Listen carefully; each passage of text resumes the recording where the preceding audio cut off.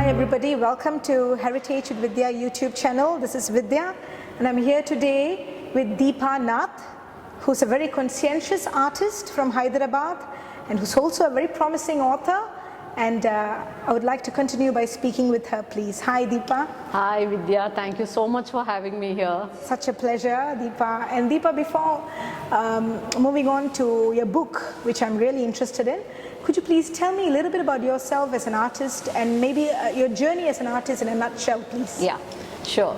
So I actually started drawing and painting from the time I was a child. And you know how it is, you get married and you have your children and everything takes a back seat. Yes. But because I was so driven by art, while I was living in Pune, I was doing my art course with a gentleman who was taking classes. Okay. That was like my academic studies. For 6 years, I did portraits and live drawings and all that. Then after that, we moved to Hyderabad, and suddenly I'm inspired by all these wonderful artists that were in Hyderabad. I started creating my own drawings. First was my girl child series from my own childhood, based on my sisters and my upbringing and all of that. And then there was no looking back. I had an art show, and then I started selling, and I was getting encouraged. That's wonderful. And yeah, that's great. And why girl child series? I mean, focusing on that children also or girls? evolved very organically because I was always interested in I was doing some random people. I'm a figurative artist, Yes, basically. yes. So after I finished, I realized I'm enjoying doing the children bit more. Then I said, forget the adults, let me do the children. Yes, of So course. I did a series with children who are selling flowers, who are studying, all of that. While doing that, I realized I'm enjoying doing the girl more than the boy. Okay. So right. this also is like an organic evolution to a girl child series. Absolutely. Yes. And while I was doing the girl, you will not believe it, without realizing I was portraying myself as an adolescent girl. Okay. People started seeing it and they were like, this looks exactly like you. I'm like, It's a what? very subconscious Very revelation. subconscious. Yes. That is quite a thing that I learned, as an art. I didn't know because for a long time we were doing academic studies and copying and all. So I was doing these lanky figures with big eyes and the hair tied with a ribbon, like how I was growing up. And my grandmom would influence into making the rangoli. So the rangolis went onto canvas very organically without me planning. That's awesome. So then I developed it, and that's how the girl child series came. I guess that's how art should be, isn't it? Yeah. I mean, you let yourself free, Yeah, right? yeah. And you did not You restrict just yourself. uncover yourself, and then in the process you discover. Absolutely. And did that bring about, after that process whereby you are actually discovering yourself through art, and that too unknowingly, right? Yeah. But is there something that you did, that you strategized for yourself knowingly after you realized this subconscious capability of yours? Actually, I don't know if you call it strategizing. I was doing the drawings, but since I realized it was creating a lot of interest and people were buying, I tried to beautify a little bit. Okay, yes. Like I'm making a blouse, I'm making it prettier. Creating The some aesthetics. interest around Yes, it. Other than that, I don't think we can deviate from our, the main, Main core. concept. Yeah, Yes. main core of myself, I don't think I can deviate. We can't cheat. Yes. As artists, we can't cheat at all. We can only embellish it further, right? Yes. Yeah. And that's wonderful. And The sensibility is always there. You can't cheat that but part. that's quite an achievement, because that is a struggle usually for artists, to be totally natural, to actually be closer to the subconscious. And sometimes it's also the timing. Sometimes you can keep wanting to have that, but it doesn't come. Really? It's like that moment of I guess blessing, I would say. Yes, that you it's are, like enlightenment sometimes, absolutely, some sort of an And enlightenment. also, I did some of those works in charcoal, and I realized some look really sad. And I did that when I was going through a low phase. And people would say, why do your works look so sad or dull? I'm like, no, I'm trying to portray the innocence of us growing up. Absolutely. You know, yes. we were so innocent. We had no malice, no exposure, no nothing. Growing in a small town then in South India. Yes, so I tried to bring that little bit of vulnerability. Absolutely, yes, yeah. I guess the word is, the vulnerability is basically the basis when it comes to all the challenges and abuse. Yes. That children go through. And yes, coming absolutely. On to that, moving on to that, I would like to, moving on from that, I would like to touch on your book, please, because it's called Collective Conscience. Yeah. And it actually focuses on your experiences, of course, not with the orphans. Not moving away from art, of course. Yes, you have of art in it course. as well. Yeah. And your experiences with regards to children who don't have parents, who are orphans, and who have gone through many challenges in life. And I would really like to hear it from you, please, Deepa. Sure. Yes. Like I said, I felt that I'm always compelled by compassion. Even my art, it's more coming from the compassion element. So after a while I said, I'm always connected to children because I feel they have a whole life ahead, right? Yes, of and course. if they're not given good guidance, their whole life is wasted.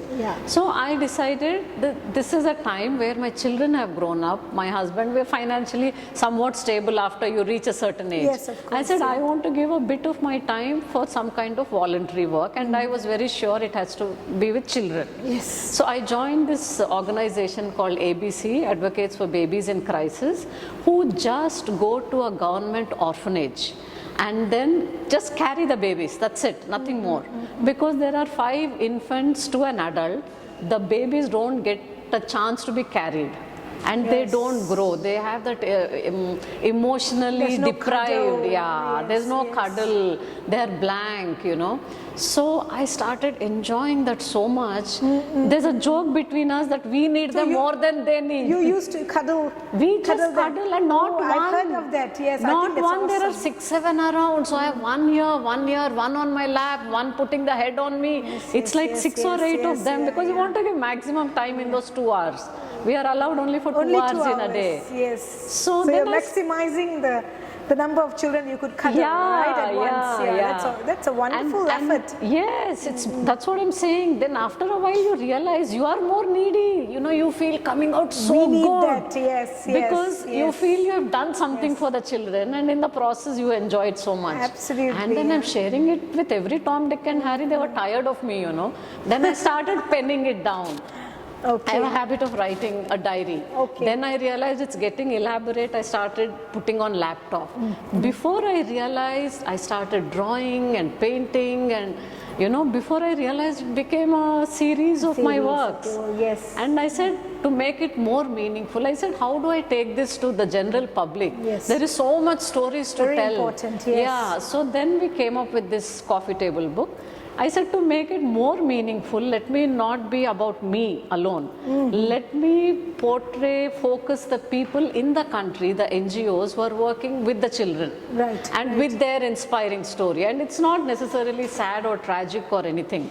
You know, there are many moments of joy when you're doing all this. Absolutely. So we got about, I think, 10 or 12 NGOs from around the country who are working either within India. All within India, all working for children but different causes.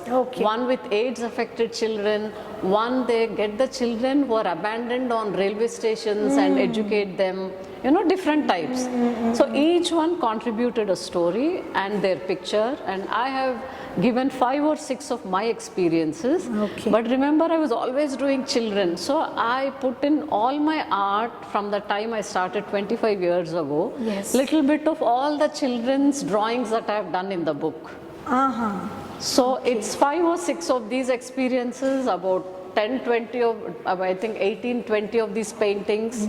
The book has a few of them. And my earlier paintings based on underprivileged children. And the whole idea and purpose being, I want to place this book in public spaces. It's actually not even for sale. The sale proceeds also I was giving to the NGO. So I put them up in libraries and airport lounges, UNICEF, and anywhere and everywhere, cafes, 5 stars, coffee shops, galleries. So where people will get a peek. And outreach, it's a big outreach effort. It's a big outreach, They may be able to do something or other, if not contribute some money or appreciate or time people, at least. Give or your time, right? yeah, that give is your the cuddle. toughest. Yeah. I mean, give your cuddle. Yeah, I mean, I'm a yeah. strong believer of a cuddle. Yeah, You know, I think absolutely. a cuddle can do so many wonders. And also, you know, Vidya, these children, when they grow up into adults, imagine without any love or affection, and we hear Yes. of these crimes, and you can't blame them. They don't know anything else. It's very scary. Some of them turn out normal, but some may not. But even if they seem well, Yeah, deep you don't know, inside yeah. there will be some Lot trauma of to deal emptiness, with. trauma, yeah. So trauma is something that's usually underestimated. Yeah. Because trauma could come in many different levels. Yeah. And it is so manifests in deep-rooted. many different ways. Yes. It can manifest in Many different ways. Yeah. And even everyday mannerisms, the choice of let's say the choice of drink that you take, as even sometimes, you know, at a certain point in time, or even the choice of colors that you choose, all these what might seem like mundane, comes from deep within. Yeah. And it could reflect extreme joy or trauma. Absolutely. You know, Yeah. it's a very tricky thing, isn't it, Deepa? Yeah. But I think the least that we can do is not be as judgmental Exactly. as Exactly. we are always. Yeah. And you know, in India we're surrounded by poor people, so be kind, be a little compassionate, help in whatever way, you know, sponsor a child for education. There's so many ways you can do so many different things actually. Yeah. And your book is one of the ways, no doubt. Yeah, thank and we at Jnani Arts would certainly do our best Thank you so to much. publicize and to achieve a certain amount of outreach at least. Yeah, a little bit of exposing people to what's happening here. Definitely, Deepa. Yeah. Such a pleasure Thank to be you. acquainted with you. And thank you very Vidhya. much. Thanks a lot. Thank you.